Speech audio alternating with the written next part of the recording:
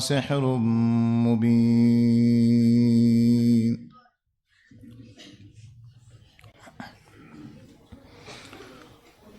ہر قسم کی حمد و ثنا، اسے تھوڑا اوپر کرو، اسے بس بس، اللہ وحدہ لا شریک کی ذات کے لیے خاص اور مختص ہوں۔ درود و سلام آقا دو جہان جناب محمد صلی اللہ علیہ وآلہ وسلم کی ذات اقدس مبارکہ پر خاص اور مختص ہوں۔ یہ پارہ نمبر 7 ہے۔ سورت کا نام سورۃ المائدہ ہے۔ آیت نمبر 109 ہے، 110۔ اللہ تعالیٰ فرماتے ہیں یوم یجمع اللہ الرسل، قیامت کے دن اللہ تعالیٰ تمام رسولوں کو اکٹھا کرے گا، جمع کرے گا۔ 1,24,000 قوم و پیش پیغمبر، سب کو اللہ بلائے گا۔ سب کو بلا کے اللہ تعالیٰ پوچھے گا ماذا اجبتم، کھڑے ہو جاؤ، چھوٹے کھڑے، کھڑو کھڑو، آپ بھی کھڑو، یہاں سے اٹھ جاؤ، کھڑے ہو جاؤ، پیچھے چلے جاؤ۔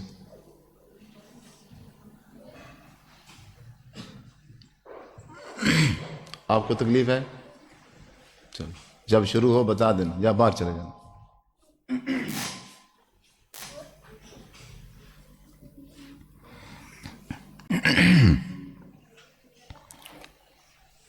پہلے تو بچے آگے نہ بیٹھیں، پیچھے بیٹھیں۔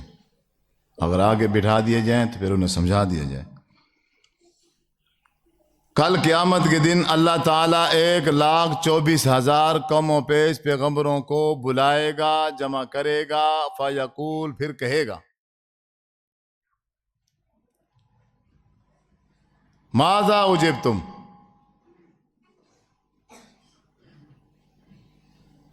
تمہاری امت نے کیا جواب دیا تھا جب آپ نے میرے پیغام ان تک پہنچایا، میری تبلیغ پہنچائی، توحید اور رسالت جب آپ نے ان تک پہنچائی تو کیا کہا انہوں نے؟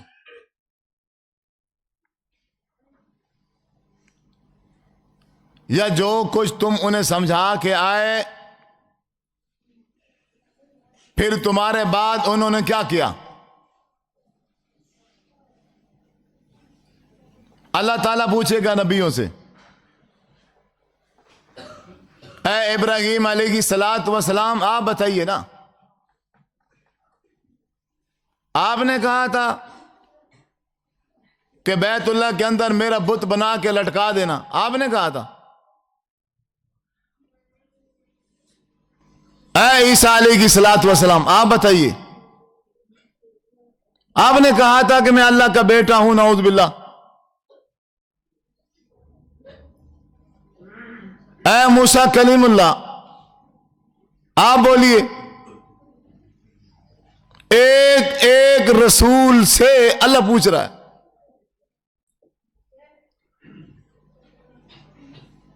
اے محمد صلی اللہ علیہ وسلم، پیچھے آپ کی امت نے کیا کیا؟ ہے کوئی خبر؟ آپ کو پتا ہے؟ آپ براہ راست سنتے تھے؟ آپ کو مدینہ میں دفن کر دیا گیا تھا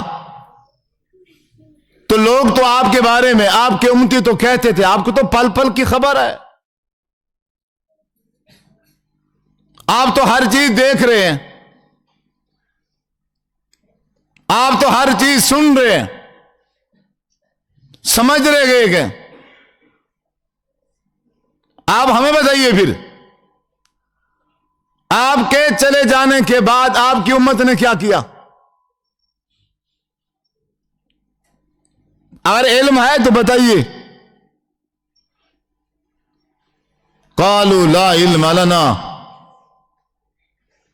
1,24,000 پیغمبر کہہ رہے گئے لا علم لنا، ہمیں کوئی علم ہی نہیں ہے، ہمیں کوئی خبر ہی نہیں ہے کہ ہمارے بعد پیچھے کیا ہو۔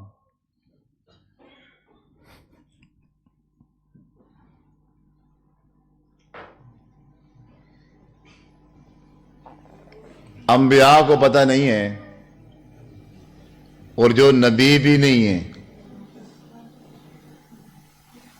وہ ہر چیز کی خبر رکھ رہے ہیں، اور ولی تو دور کی بات ہے، ان کے جو کتے ہیں، ان کے جو بلیاں ہیں، ان کے جو لومبڑ ہیں، آج کا مسلمان ان بلیوں سے ڈرتا ہے، ان کے کتوں سے ڈرتا ہے، ان کے لوٹوں سے ڈرتا ہے، ان کے وہ قبر کا مٹی کا جو ڈھیر ہے اس سے ڈرتا ہے۔ جب وہاں سے گزرتا ہے تو دور سے سلوٹ مار کے جاتا ہے، اس کو سلامی کا نام دیتا ہے۔ بہادری لگ گئی ہے، بابا جی بس ہوں میں تھوڑی امان۔ نئے علاقے میں جاتا ہے، جیسے اب ہم پہلی بار سیالکوٹ میں آئے ہیں تو وہاں سے جو کسی جگہ سے کوئی گنبد، کوئی سبز ایسی عمارت نظر آئے گی تو دور سے ہاتھ کھڑے کر دے گا، اب میں تمہاری امان ہوں، اب میں تمہارے حوالے ہوں، تاکہ یہاں کا کوئی بندہ مجھے نقصان نہ پہنچائے۔ اب ایسے دیوار کو دیکھ کے ایسے ہاتھ کھڑا کر کے اپنے آپ کو اس کے حوالے کر رہا ہے۔ حوالے کیوں کر رہا ہے؟ کیونکہ اس کا عقیدہ ہے، یہ جانتا ہے کہ اب اسے پتہ چل گیا ہے کہ میں سیالکوٹ میں آ گیا ہوں، یہاں کی جتنی بلائیں ہیں ساری اسی کی انٹر میں ہیں، یہاں جتنے نقصان دینے والے لوگ ہیں، بدماش ہیں، لوفر ہیں، وہ سب اسی نے پال رکھے ہیں، وہ اسی کی اجازت سے، اسی کے سب اختیارات سے ہو رہا ہے۔ اس لیے میں پہلے ہی ہاتھ کھڑے کر کے اپنے آپ کو اس کے حوالے کر دیتا ہوں، اب مجھے کچھ نہیں ہوگا۔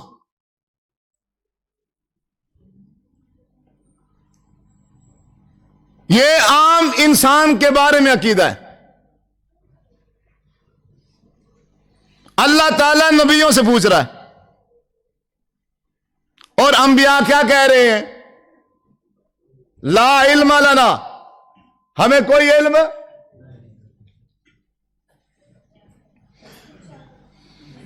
حضرت محمد صلی اللہ علیہ وسلم فرما رہے اللہ مجھے کچھ بھی پتا نہیں ہے۔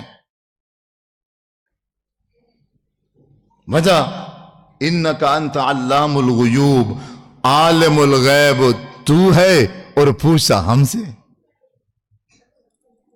عالم الغیب کون ہے؟ اللہ۔ عالم الغیب تو ہے اور پوچھا ہم سے ہے۔ ہمارے بھائیوں کا عقیدہ ہے کہ حضور صلی اللہ علیہ وسلم عالم الغیب ہے۔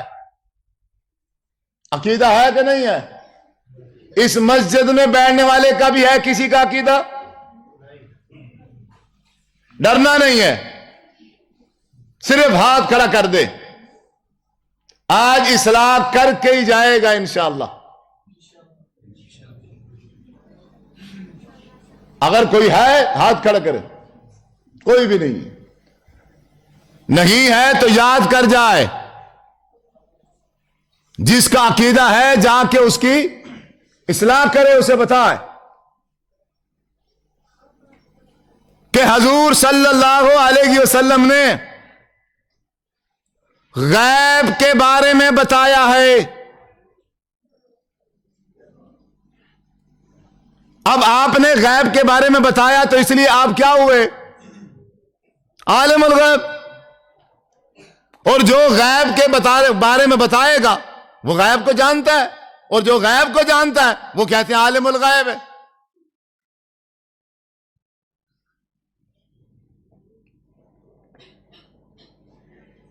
میں غیب جانتا ہوں۔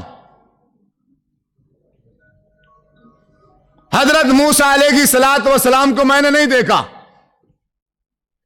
میں نے ان کا زمانہ نہیں پایا۔ میں بتاتا ہوں تمہیں حضرت موسیٰ کیسے تھے، کس جگہ پر آئے تھے، کیا تبلیغ کی تھی انہوں نے۔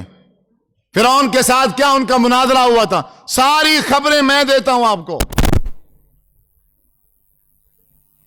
میں جو کچھ بولوں گا، جو کچھ بتاؤں گا، ان تمام باتوں کا، ان تمام چیزوں کا جو تعلق ہے وہ کس سے ہوگا؟ علم غیب سے.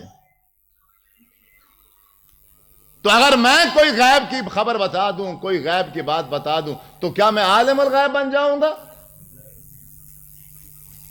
پھر سوال اٹھے گا، آپ یہ جو غیب کی خبر بتا رہے ہو، آپ اس وقت موجود نہیں تھے، آپ نے وہ زمانہ نہیں پایا، ہزاروں سال بعد میں آپ پیدا ہو رہے ہو، آپ کو کیسے خبر ہو گئی ہے؟ پھر میں دلیل دوں گا کہ اللہ تعالیٰ نے قرآن مجید کے اندر لکھا ہوا ہے، میں نے قرآن مجید سے پڑھ کے آپ کو بتایا ہے. پھر قرآن لے کر آنے والے کون ہیں؟ جب میں قرآن کی دلیل دوں گا کہ مجھے علم یہاں سے ہوا ہے، تو میرا علم غیب کیا ہو جائے گا؟ ختم. جب کوئی چیز مجھے بتا دی جائے وہ میری غیب نہ رہی نا، پھر مجھے تو قرآن نے بتایا ہے. اور قرآن یہ کس پر نازل ہوا؟ ہمارے آخر نبی حضرت محمد صلی اللہ علیہ وسلم. اور لے کر آنے والے کون؟ سب سے پہلے غیب کی باتیں اللہ نے کس کو بتائیں؟ حضرت جبرائیل کو بتائیں نا، سب سے پہلے، حضور سے بھی پہلے. لیکن کسی نے کہا کہ حضرت جبرائیل عالم الغیب ہے؟ 1,24,000 پیغمبر اس کائنات میں آئے اور سب کے پاس غیب کی خبریں لے کر آنے والا کون؟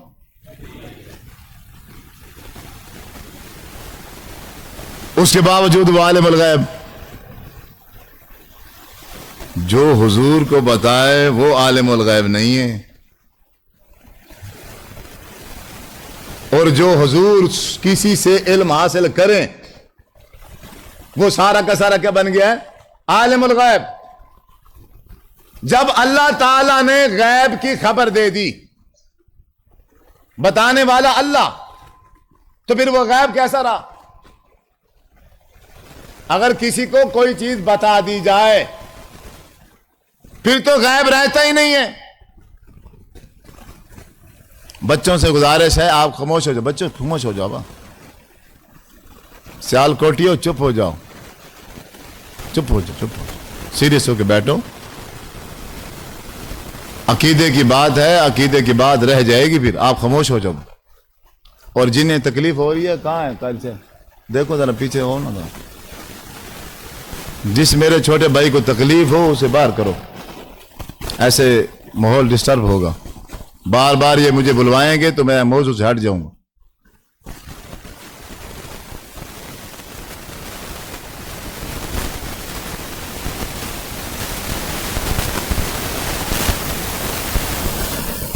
کہتے ہیں قرآن مجید کی آیت ہے. ہم یہ نہیں کہتے کہ حضور کا ذاتی علم ہے. جو حضور کو عالم الغیب کہتے ہیں وہ قرآن سے دلیل دیتے ہیں. وہ کہتے ہیں ہم نہیں کہتے کہ آپ صلی اللہ علیہ وسلم کا جو علم ہے وہ کون سا ہے؟ ذاتی علم نہیں ہے. ہمارا یہی عقیدہ ہے کہ آپ صلی اللہ علیہ وسلم کو جتنا علم ملا ہے وہ کہاں سے ملا ہے؟ عطائی ہے، اللہ تعالیٰ نے عطا کیا ہے. اب اللہ تعالیٰ قرآن میں فرماتا ہے میں نے کیسے عطا کیا ہے. ہم ہر سوال قرآن سے کریں گے اور اس ہر سوال کا جواب قرآن ہی سے تلاش کریں گے انشاءاللہ. یہ سورۃ الجن ہے، پارہ نمبر 29 ہے، آیت نمبر 26 ہے. عالم الغیب، عالم الغیب، عالم الغیب کون ہے؟ اللہ تعالیٰ. فلا یظہر علی غیبہ احدا، فلا یظہر علی غیبہ احدا، اپنے غیب کا علم کسی کو بھی نہیں دیتا، اپنے غیب کا علم کسی پہ بھی زہر نہیں کرتا، الا من ارتضی من رسول، رسولوں میں سے جس رسول کو پسند کرتا ہے بس اسی کو اپنا علم غیب عطا کرتا ہے۔ اب دیکھو جی، تم کہتے ہو حضور عالم الغیب نہیں ہے، قرآن کہہ رہا ہے، اللہ فرما رہا ہے رسولوں میں سے جس رسول کو میں پسند کرتا ہوں اسے علم غیب عطا کر۔ جب حضور کو علم غیب عطا کر دیا تو پھر حضور کیسے عالم الغیب نہ ہوئے؟ یہاں تک پڑھتا ہے، صرف یہاں تک، آگے والا ٹکڑا نہیں پڑھتا، مکمل آیت نہیں کرتا، آگے لکھ دیا اللہ تعالیٰ نے فَإِنَّهُ يَسْلُكُ مِن بَيْنِ يَدَيْهِ وَمِن خَلْفِهِ رَصَدًا۔ علم غیب رسولوں میں سے جس رسول کو میں پسند کرتا ہوں دیتا ہوں، اور اس کے ساتھ ہی یسلک من بین یدیہ ومن خلفہ رصدا، فرشتوں کو لگا دیتا ہوں، اپنے نگران فرشتے بھیج دیتا ہوں، اپنی سکوٹی لگا دیتا ہوں، جس رسول کو غیب کی خبر دیتا ہوں اب میرے فرشتے بطور نگران بطور سکوٹی وہ حضور کے ساتھ ہوتے ہیں۔ اے اللہ سکوٹی کیوں ہے؟ سکوٹی کیوں لگا دی ہے؟ وجہ اللہ فرماتا ہے لِيَعْلَمَ أَن قَدْ أَبْلَغُوا رِسَالَاتِ رَبِّهِمْ، تاکہ میں جان لوں یہ جو غیب کی خبر میں نے اپنے نبی کو دی ہے یہ غیب کی خبر صرف اپنے پاس رکھتا ہے یا امت کو بھی بتاتا ہے یا نہیں بتاتا۔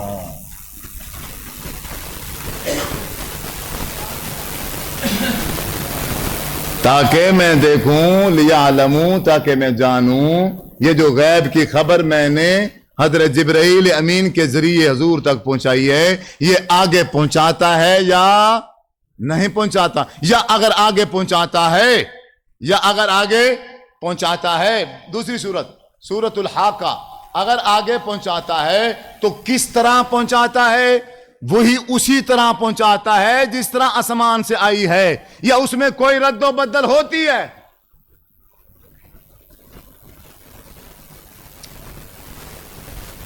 آپ نہیں سمجھو گے، کاش کہ یہ بات کسی کو سمجھ آ جائے۔ سنو، وَلَوْ تَقَوَّلَ عَلَيْنَا بَعْضَ الْأَقَاوِيلِ لَأَخَذْنَاهُ بِالْيَمِينِ ثُمَّ لَقَطَعْنَا مِنْهُ الْوَتِينَ، ہم نے سکوٹی لگا دیے ساتھ، جس نبی کو غیب کی خبر دی ہے اس کے ساتھ فرشتے ہیں 24 گھنٹے کہ میرا پیغام پہنچانے میں۔ وَلَوْ تَقَوَّلَ عَلَيْنَا بَعْضَ الْأَقَاوِيلِ، اگر اپنی طرف سے کوئی بات ملا دی، اپنی طرف سے اگر کوئی ایک لفظ کا بھی اضافہ کر دیا، اللہ کہتے جو میں نے نہیں کہا، جو میں نے وحی کے ذریعے نہیں اتارا، لیکن حضور نے، نبی نے اپنی مرضی سے، اپنی پسند سے، اپنے اختیار سے اس میں ایک لفظ کا بھی اگر اضافہ کر دیا تو ہم کیا کریں گے؟ لَأَخَذْنَاهُ بِالْيَمِينِ، دائیں ہاتھ سے پکڑ کر ثُمَّ لَقَطَعْنَا مِنْهُ الْوَتِينَ، شار رگ کاٹ دیں گے ہم۔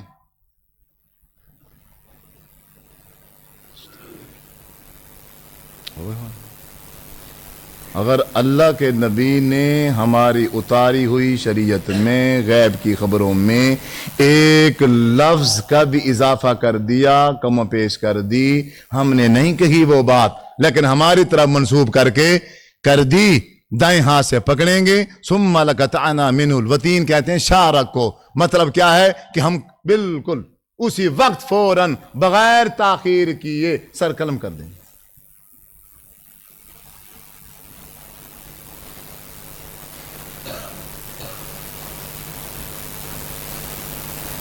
کیا وہ نبی کوئی غیب کی خبر چھپا سکتے ہیں؟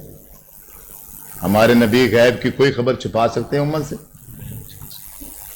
اس میں کوئی اضافہ کر سکتے ہیں؟ ایک لفظ کا نہ اضافہ کر سکتے ہیں اور نہ ہی کرنے دیتے ہیں، نہ ہی کرنے دیتے ہیں۔ جب حضور کے لیے اتنی سختی ہے، میں اور آپ کیا ہیں؟ میں اور آپ وہاں کیا ہیں؟ آپ صلی اللہ علیہ وسلم نے حضرت براء بن عازب رضی اللہ تعالی عنہ کو فرمایا، اے براء میں تجھے آج ایسی دعا سکھلاتا ہوں، اگر تو اس پہ عمل کر لے اور پھر تجھے موت آ جائے تو جنت میں جائے گا۔ فطرت اسلام پہ تجھے موت آئے گی، جب موت فطرت اسلام پہ آئے گی تو بندہ جنت میں۔ محبوب سکھائیے کون سی دعا ہے؟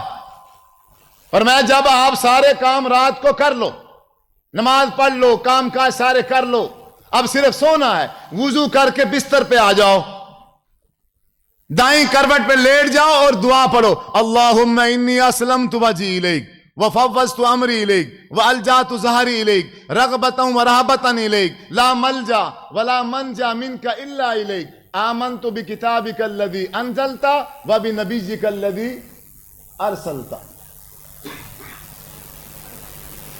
جنت میں چلے جاؤ گے۔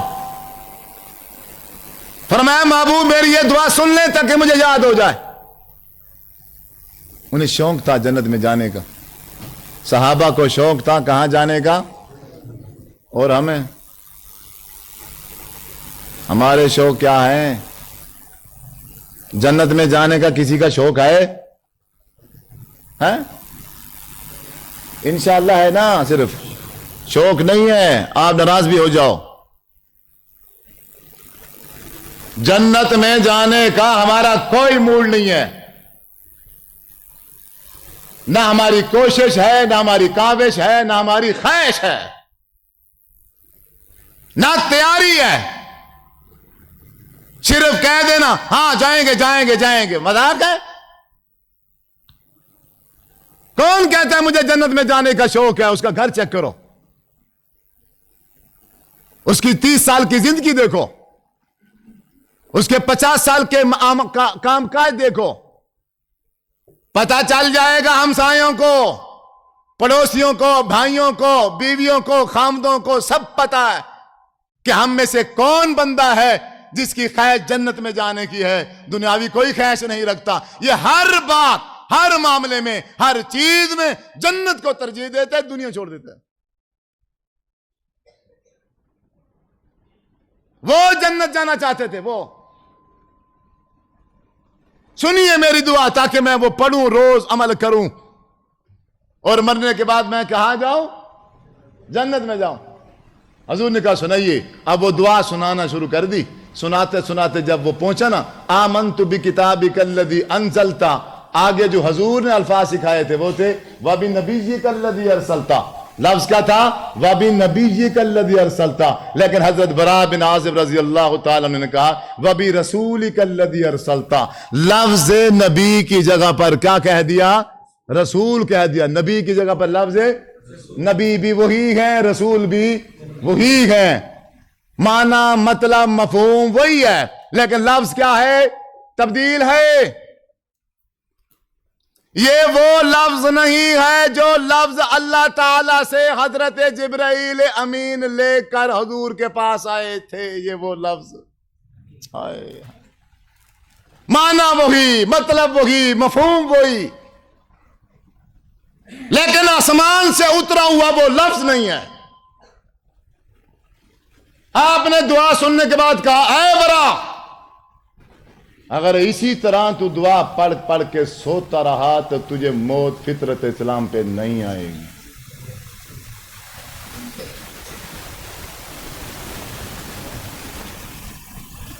کہاں جائے گا؟ جہنم میں جائے گا۔ جب فطرت اسلام پہ مرے گا نہیں تو پھر جنت میں کیسے جائے گا؟ صرف ایک لفظ ہے، ایک لفظ ہے، غلطی سے کہہ دیا، حضور نے اصلاح کر دی۔ کوئی مئی کا لال شریعت محمدیہ صلی اللہ علیہ وسلم جو مکمل کی مکمل شریعت غیب پر ہے، غیب پر ہے،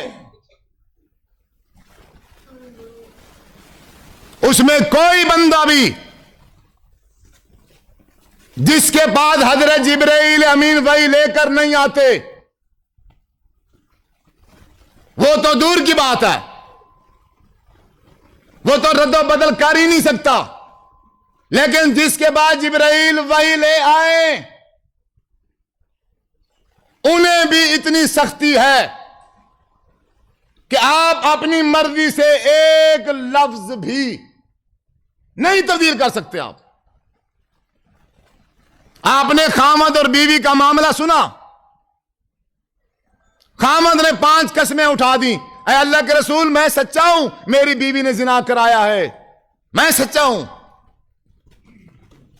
لیکن آپ نے فرمایا تم نے قسمیں اٹھا دی ہیں لیکن تمہارے پاس گواہ نہیں ہے۔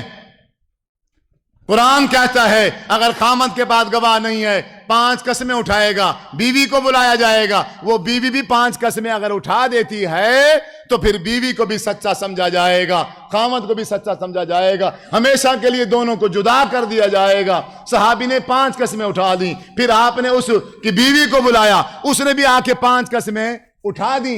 جب دونوں نے 5 قسمیں اٹھا دی، اب شریعت یہ ہے کہ حضرت محمد صلی اللہ علیہ وسلم اب دونوں میں سے کسی کو سزا نہیں دے سکتے۔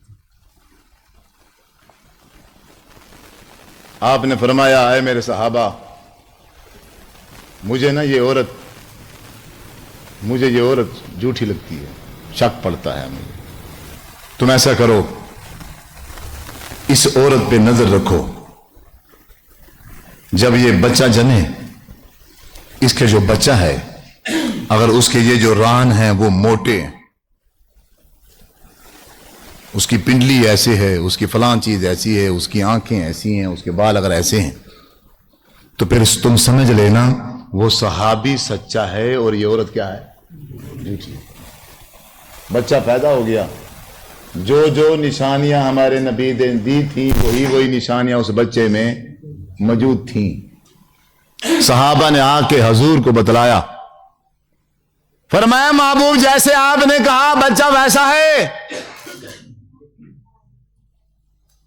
فرمایا میرا دل کرتا ہے اس عورت کو ایسی سزا دوں میں جو باقی تمام عورتوں کے لیے عبرت بن جائے، آج کے بعد کوئی عورت جھوٹی قسم نہ اٹھائے۔ میرا دل ایسا کرتا ہے اسے سزا دوں، کڑی اور سخت سزا دوں، لیکن میں سزا دے نہیں سکتا۔ کیوں؟ میں شریعت کا پابند ہوں، میں آسمان سے اترے ہوئے دین کا کیا ہوں، پابند ہوں۔ میں اپنی مرضی سے کسی کو تکلیف، کسی کو سزا بالکل ہی، اگر میں اپنی مرضی سے کسی کو سزا دینے پہ آ جاؤں پھر ثم لقطعنا منہ الوتین، میرے لیے بھی سزا پھر بتا دی گئی ہے، ثم لقطعنا منہ الوتین۔ اس لیے میرے اندر اختیار نہیں ہے، آسمان سے حضرت جبرائیل امین علیہ السلام جو شریعت لے کر آئیں گے، جو دین لے کر آئیں گے، میں بیان ہی صرف اسی کو ہی بیان کر سکتا ہوں، اپنی مرضی سے ایک لفظ کا بھی میں اس میں اضافہ۔ بنی اسرائیلیوں نے ایک لفظ کا اضافہ کیا تھا، آپ جانتے ہیں، اللہ نے کہا تھا سورۃ البقرہ میں آپ بیت المقدس میں چلے جاؤ، لیکن جب آپ بیت المقدس بستی میں جائیں، دروازے سے داخل ہوں تو سجدہ کر کے جائیں اور زبان سے یہ کہیں حتتن حتتن۔ حتتن کا معنی تھا اے اللہ تو ہمیں معاف کر دے۔ اللہ نے کہا تھا پھر میں تمہاری پچھلی ساری غلطیاں کیا کر دوں گا، معاف کر دوں گا، نغفر لکم خطایاکم وسنزید المحسنین، نیکیاں بھی اضافہ کر دوں گا، پچھلے گناہ سارے معاف کر دوں گا۔ سجدہ کرنا اور لفظ ہتا کہنا، ہتا۔ اب انہوں نے کیا کیا، ایک تو سجدہ نہ کیا اور دوسرا ہتا کی جگہ پر انہوں نے لفظ کہہ دیا ہنتا، ہنتا، بیچ میں ایک نون کا اضافہ کر دیا جس کا معنی بخشش کی بجائے گندم بن گیا، بخشش کی بجائے خوراک بن گیا، گندم بن گیا۔ اب اللہ تعالیٰ نے کیا فرمایا، ان تمام کے تمام پر اللہ تبارک و تعالیٰ نے آسمان سے عذاب نازل فرما کے، طاعون کی بیماری نازل فرما کے سب کو برباد کر دیا۔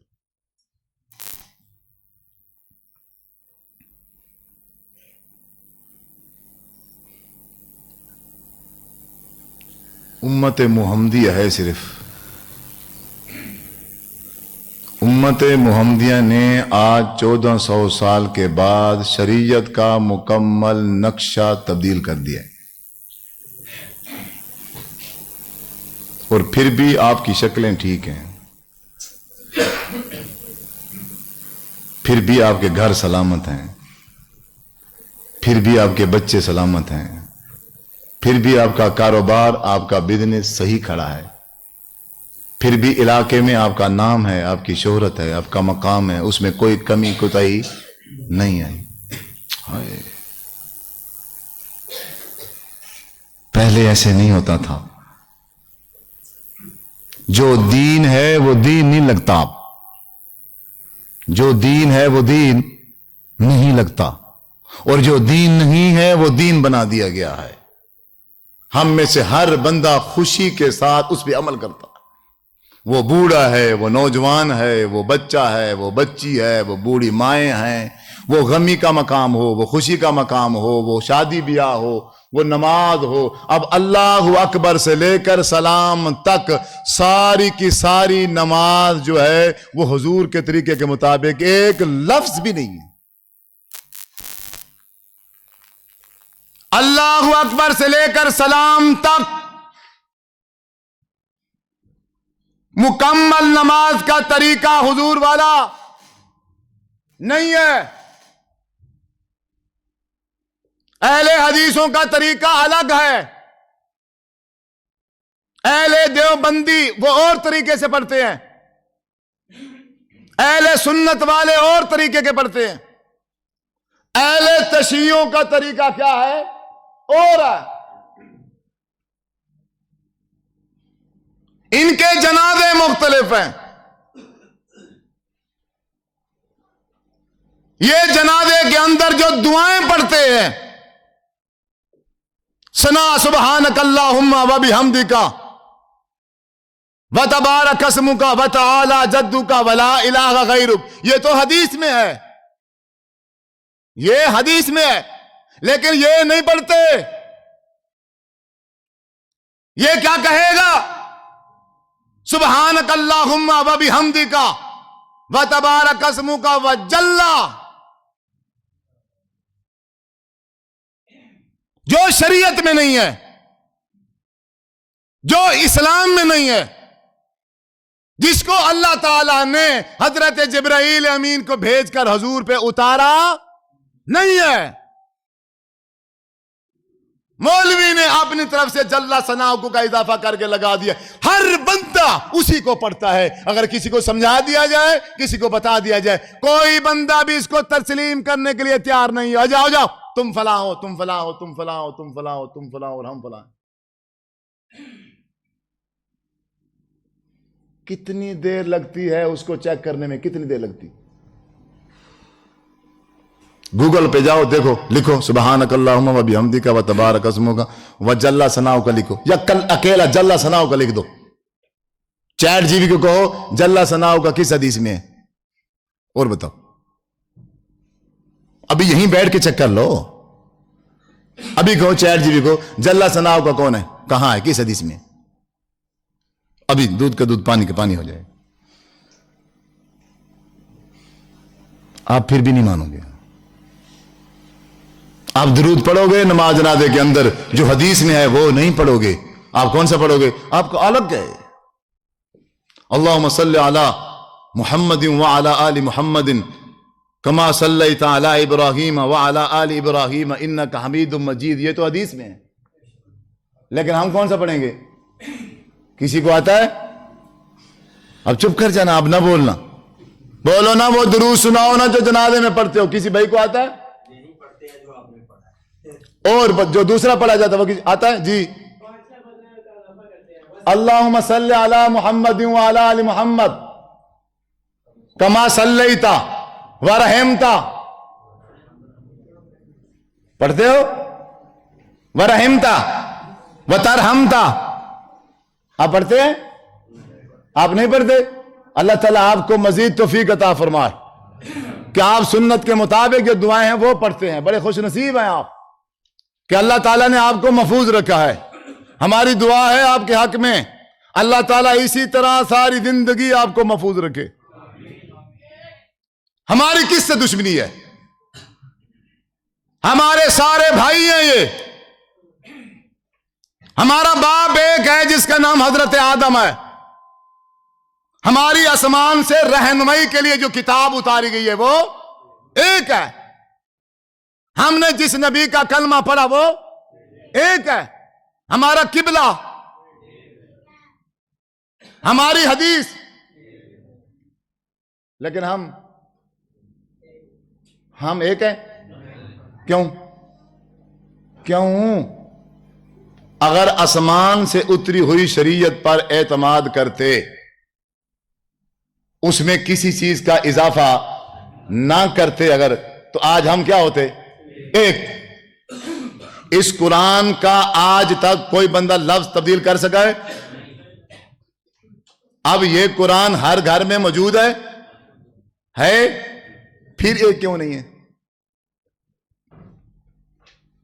اس میں تو کوئی تبدیلی نہیں ہے، بریلیوں کا بھی یہی، دیوبندیوں کا بھی یہی، اہل شیعوں کا بھی یہی، اہل حدیثوں کا بھی یہی، تو پھر ایک کیوں نہیں ہے؟ ہمیں اہل حدیث کس نے بنایا ہے؟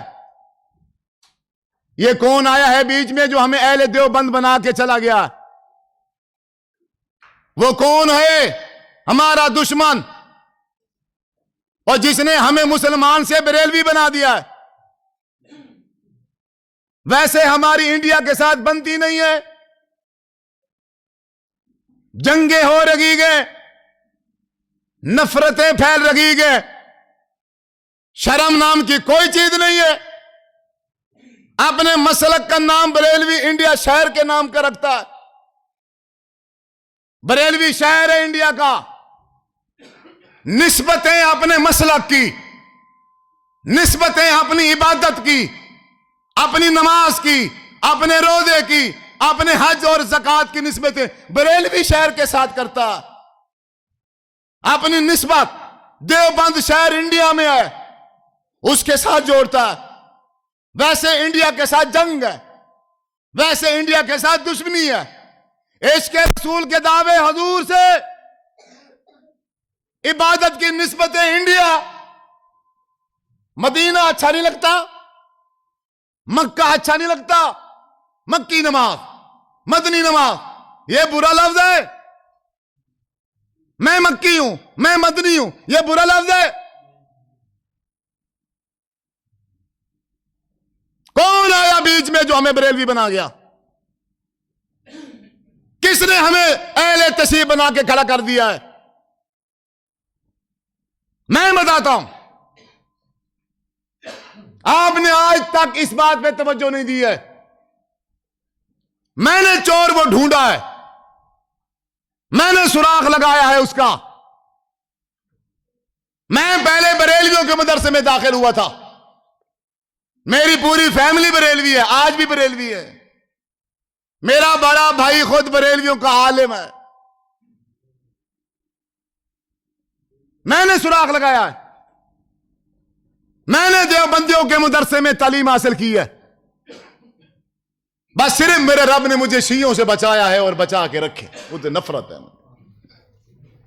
میں نے اہل حدیثوں کے مدرسے میں تعلیم حاصل کی ہے، میں پڑھا ہوں، میں یونیورسٹیوں میں، کالجوں میں گیا ہوں، میں نے پھر عرب کا سفر کیا ہے، دبئی کے اندر 5 سال مزید میں نے تعلیم حاصل کی ہے،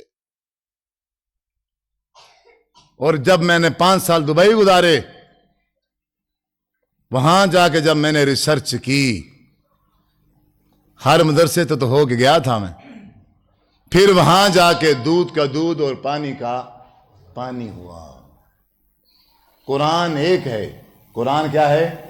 ایک ہے، لیکن اس کی تفاسیر کتنی ہیں؟ 4 مشہور، 4 سمجھ لو، ویسے تو بہت زیادہ ہوں گی۔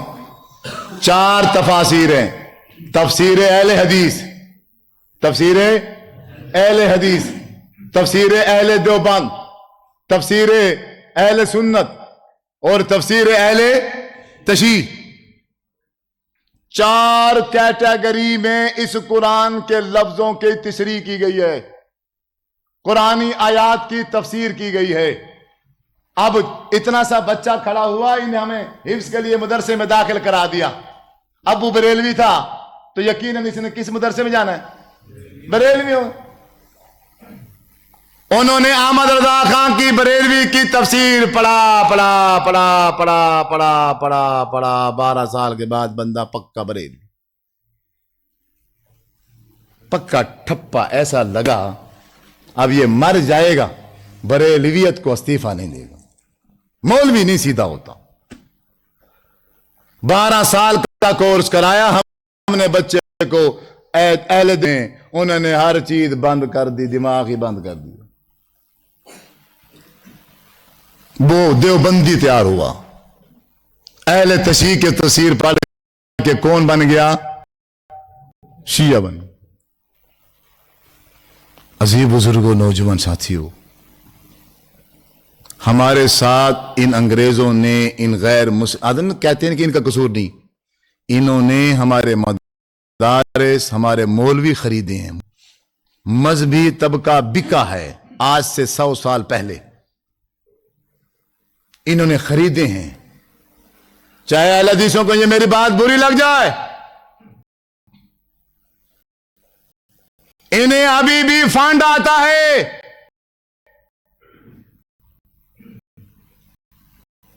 ہر مذہب فرقے وار سے آتا ہے کہ ان کو انڈیا چلا رہا ہے, کسی کو ایران چلا رہا ہے, کسی کو سعودیہ چلا رہا ہے, کسی کو کویت چلا رہا ہے. ان کی مساجد باہر سے بنتی ہیں, ان کے مدرسے باہر سے بنتے ہیں, ان کے جو رکھے ہوئے مولوی ہیں ان کی تنخواہیں باہر سے آ رہی گئے مستقل. یہ کیسے حق بتائیں گے, کیسے سچ بتائیں گے؟ ہر فرقے نے فرقہ بنانے سے پہلے اپنی ایک باؤنڈری لائن بنا دی ہے, ایک حد قائم کر دی ہے. بس اس باؤنڈری لائن کو کراس نہیں کرنا, اس کے اندر رہنا ہے. اگر اس سے نکلنے کے لیے قرآن آ جائے, آگے حدیث سامنے کھڑی ہو, وہ کہ ہمارے مسلک کے خلاف ہے وہ حدیث, وہ قرآنی آیات ہمارے مسلک کے خلاف ہے, چھوڑ دو حدیث کو, قرآن کی آیت بیان نہ کرو, چپ کر جاؤ, یا اس کی تعویل اس طرح کی کرو کہ قرآن کا بھی رد ہو جائے, حدیث کا بھی رد ہو جائے, اور ہمارا فرقہ اور مسلک بچ جائے.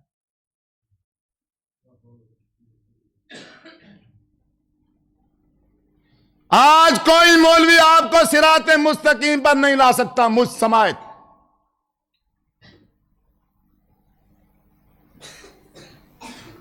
سب مولوی گمراہ کرنے پہ لگے ہوئے. آپ میں سے کوئی میرا بزرگ, میرا بھائی, اگر وہ صراط مستقیم چاہتا ہے, اس کا صرف ایک طریقہ ہے بس, وہ مشکل ترین طریقہ ہے. اب الا ماشاء اللہ 1000 میں ایک امت محمدیہ میں سے جنت میں جائے گا صرف. حدیث کیا ہے کہ 1000 میں سے امت محمدیہ کے 1000 تعداد میں سے 999 جہنم میں جائیں گے, اور مولوی سٹیج پہ بیٹھ کے سب کو یہ 1,00,000 جنت میں پھینک دیتا ہے. 999 جہنم میں جائیں گے, صرف ایک جنت میں جائے گا. اور آپ میں سے بھی, یہ میں کہہ رہا ہوں, دعویٰ کر رہا ہوں, آپ میں سے بھی ایک ہی ہوگا کوئی خوش نصیب جو آج اس تقریر سننے کے بعد جو میں طریقہ بتاؤں گا صراط مستقیم کو ڈھونڈنے کا, صراط مستقیم کو تلاش کرنے, انتہائی مشکل ترین طریقہ ہے, محنت طلب طریقہ ہے, اس کے لیے وقت چاہیے. وہ اگر کرے گا تو صراط مستقیم مل جائے گا, اگر وہ نہیں اپنائے گا تو قیامت تک یہ صراط مستقیم پر نہیں آ سکتا. ہے کسی کا ارادہ؟ اب میں کہوں گا ہاتھ کھڑا کرو, پوری مسجد ہاتھ کھڑا کرے گی. نہیں کہتا, مجھے پتا ہے سارے کریں گے, نہیں کہتا. ہاتھ کھڑے کرا کے ووٹ تھوڑی لے لیں, ہاتھ کھڑا نہیں کراتا, بس چھوڑو. تجربہ کر چکا ہوں, جتنا جہاں بھی میں نے تقریر کی ہے سب نے ہاتھ کھڑا کیا, بس ہاتھ کھڑا کر کے تو چھٹی. طریقہ سنو بس. جو نوجوان ہیں ان کے لیے آسان ہے, جو نوجوان ہیں ان کے لیے کیا ہے؟ جو یہ موبائل جانتے ہیں اس کا طریقہ جن کو آتا ہے ان کے لیے مشکل نہیں ہے۔ اب اس موبائل میں ایپ آ گئی ہیں اس طرح کی کہ اس ایبوں میں قرآن مجید کی جو تفاسیر ہیں 4 5 جتنی بھی تفاسیر ہیں وہ ایک ایپ میں موجود ہے کہ نہیں ہے؟ شاید آپ میں سے کسی بھائی نے دیکھا، موجود ہیں۔ جو بزرگ ہیں جو موبائل نہیں جانتے وہ تفسیر والے قرآن مجید خریدیں، اہل حدیثوں کا جو تفسیر ہے اس کو خریدو، اہل دیوبند کی جو تفسیر ہے اس کو بھی خریدو، اہل سنت والوں کی جو بریلوی والے کی تفسیر ہے اس کو بھی خریدو۔ ایک تفسیر ہے تفہیم القرآن علامہ مودودی رحمۃ اللہ علیہ کی، اس کو بھی خریدو۔ ایک تفسیر ہے اہل تشیع والوں کی، اس کو بھی خریدو۔ اگر اس کے علاوہ اگر آپ کے سامنے کوئی اور تفسیر آ جاتی ہے تو اس کو بھی لے آؤ، اپنی مساجد میں رکھو، اپنے گھروں کے اندر رکھو، ڈیلی فجر کی نماز کے بعد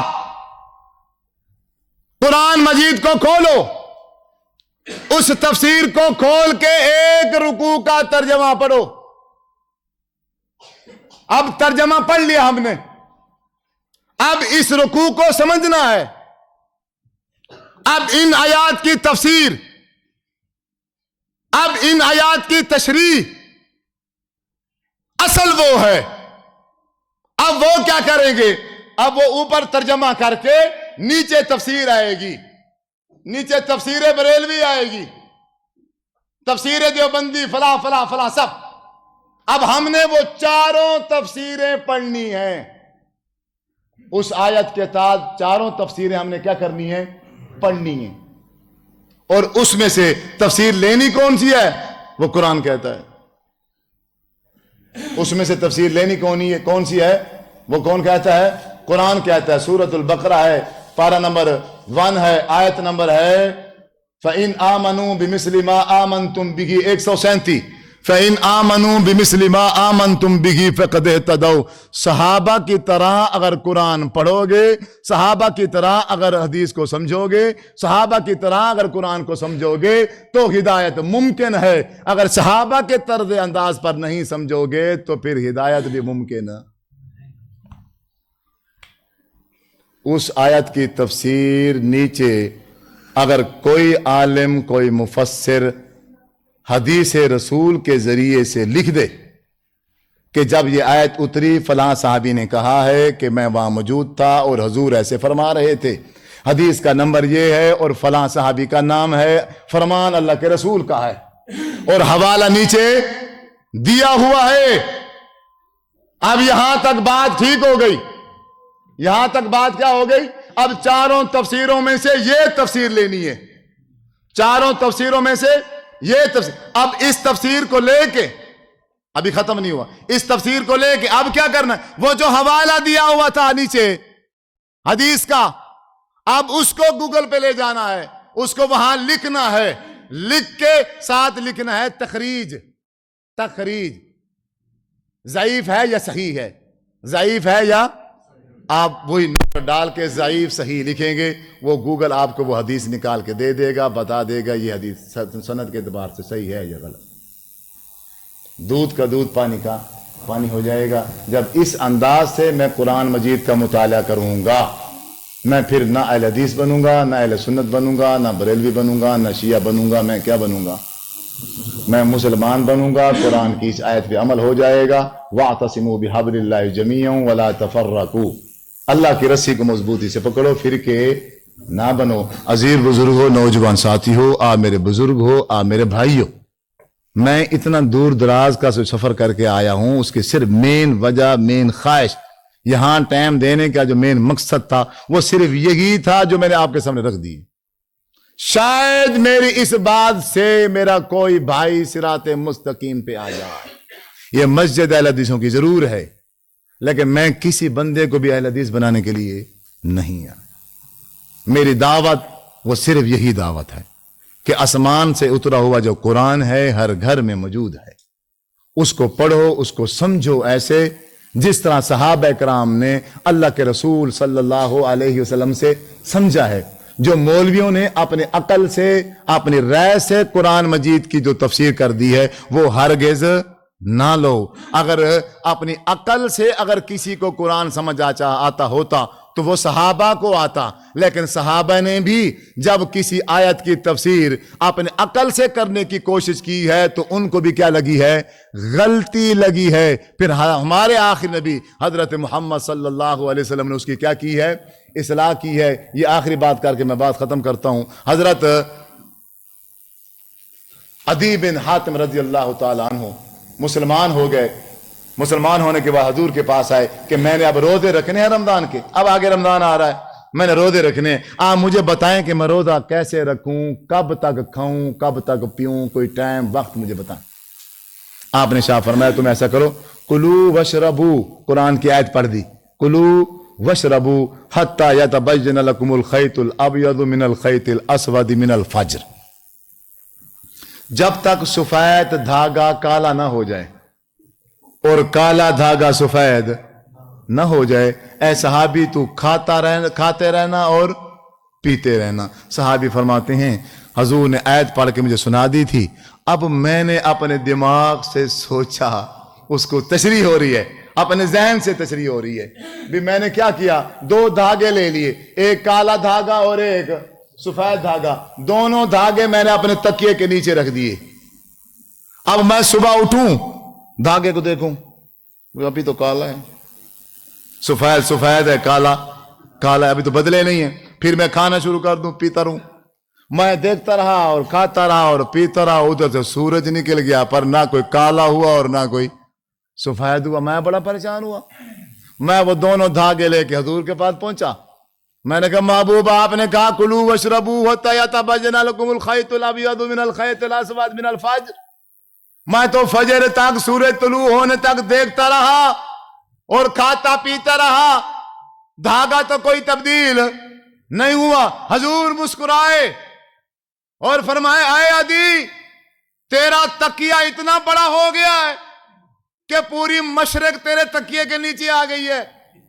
حضور کا جو فرمان تھا، آیت کی جو تشریح تھی، وہ صرف حضور جانتے تھے.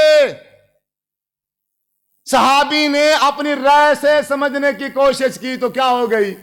غلطی. صحابی بھی اگر قرآن کو اپنی مرضی سے سمجھنے کی کوشش کرے گا تو ہدایت ممکن ہی نہیں ہے. آپ نے کہا رسی سے مراد، اس دھاگے سے مراد ہے مشرق کی سائڈ پر کبھی صبح اٹھ کے دیکھنا ایک کالی پٹی ہوتی ہے، کالی پٹی ایسے دھاگے کی طرح ہوتی ہے. وہی کالی پٹی ایستا ایستا ایستا ایستا سفید ہو جاتی ہے، پھر صبح صادق ہو جاتی ہے. میں نے کہا تھا کالے دھاگے سے مراد صبح کاذب تھی اور سفید دھاگے سے مراد صبح صادق تھی. حضور نے پھر اس صحابی کی اس غلطی کی کیا کی؟ اصلاح کر دی. تو جب قرآن اتر رہا تھا اس وقت کون موجود تھے؟ صحابہ تھے. ان تمام صحابہ نے اس قرآن کو حضور سے سمجھ لیا. انہوں نے جس طریقے سے قرآن حضور سے سمجھا ہے، میں اور آپ اگر اسی طریقے سے قرآن مجید کو پڑھ کے سمجھنے کی کوشش کریں گے تو مسلمان بن جائیں گے، صراط مستقیم پر آ جائیں گے. آپ میں سے ہر میرا بھائی آج کے بعد یہ کوشش کرے، نماز بعد میں پڑھے، لیکن نماز پڑھنے سے پہلے اپنے مولوی سے، وہ جس فرقے سے بھی تعلق رکھتا ہے، اپنے مولوی سے پوچھے کہ ہمارے نبی حضرت محمد صلی اللہ علیہ وسلم نے نماز کس طرح پڑھی ہے. آپ کھڑے ہو جاؤ، ذرا ہمیں پڑھ کے دکھاؤ اور حدیث بھی دکھاؤ، حوالہ بھی دو. آپ میں سے کون کون ایسا کرے گا؟ صبح سے صرف 2 بندے کرو گے پوری مسجد میں سے، باقی کسی کو نماز کی ضرورت نہیں. اب تو ہاتھ کھڑا کرو، بابا جی ہاتھ کھڑا کرو نا. اپنے مولوی کو صبح کہو کہ کھڑے ہو جاؤ، نماز مجھے پڑھ کے دکھاؤ، اللہ کے رسول نے جس طرح پڑھی ہے اور ساتھ میں حدیث دکھاؤ. نہیں دکھائے گا. جو دکھائے گا اس کا طریقہ حضور کے طریقے کے مطابق ہوگا.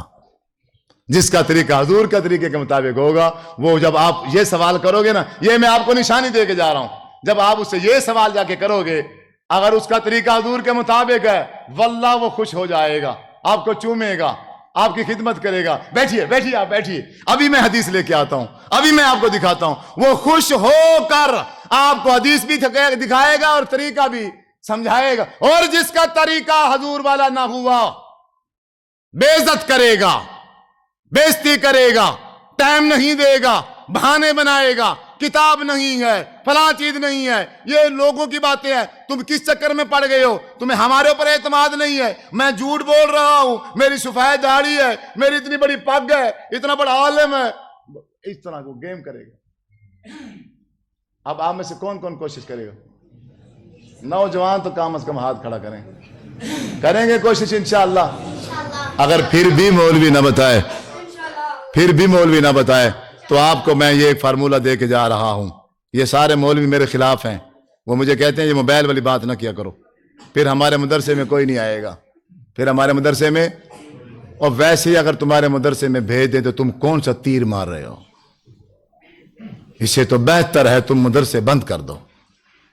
حضور کا باغی بنا رہے ہو. 12 سال بچوں کے زندگی ضائع کر رہے ہو تم، فرقوں کو پال رہے ہو، قرآن حدیث کے نام پہ لوگوں کو لوٹ رہے ہو، اللہ کے نبی کا نام لے لے کر گمراہ کر رہے ہو. مرنے کے بعد اپنے مالک اور خالق کو کیا منہ دکھلاؤ گے؟ اگر ہم سچ بولتے ہیں، اگر ہم حقیقت بیان کرتے ہیں، اگر ہم خالص شریعت بیان کرتے ہیں تو ہم کھاتے نہیں ہیں یا ہم سے آپ سے کم بیٹھے ہیں یا کس چیز کی کمی ہے مجھے؟ اللہ کی ہر نعمت میرے پاس ہے الحمدللہ.